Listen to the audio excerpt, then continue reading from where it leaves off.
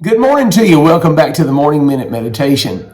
Over 70 times in your King James Bible, the word root in one form or another is used. Sometimes the connotation is positive, other times the connotation would be negative, such as would be the case in Hebrews chapter number 12 and verse number 15, looking diligently, lest any man fail of the grace of God, lest any root of bitterness springing up trouble you, and thereby many be defiled.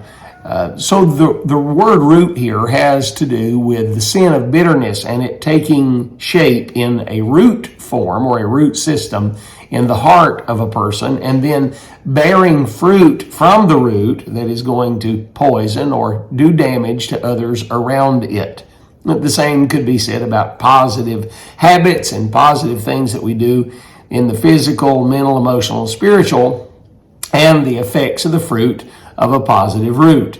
Root always brings fruit. A professor had a student that was struggling, and he took the student out into the woods with him one day, and he found 4 plants growing side by side, and the idea came to him to give an object lesson to the student.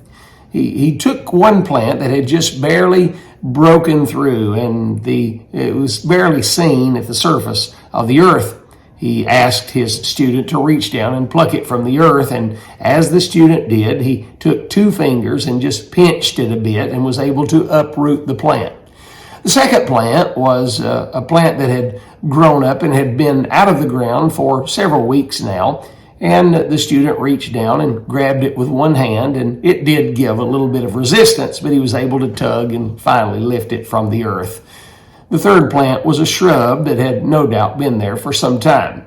The student worked and pulled and tugged until finally he was able to dislodge the shrub and lift it from its place, bringing its root system with it. The fourth and final was an oak tree that had been in the ground and grown for many, many years. The student tried his best to wrap his arms around the tree and to tug and to pull and to push, but to no avail. He was unable to pull this tree from the ground. The simple reason was it was rooted and grounded.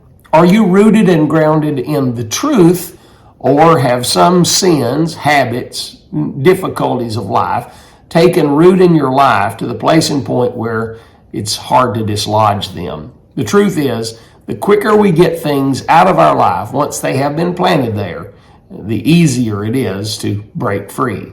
The longer you allow something such as sin to grow in your life, the harder it is to dislodge. Consider these things today, friend. Have yourself a grand day.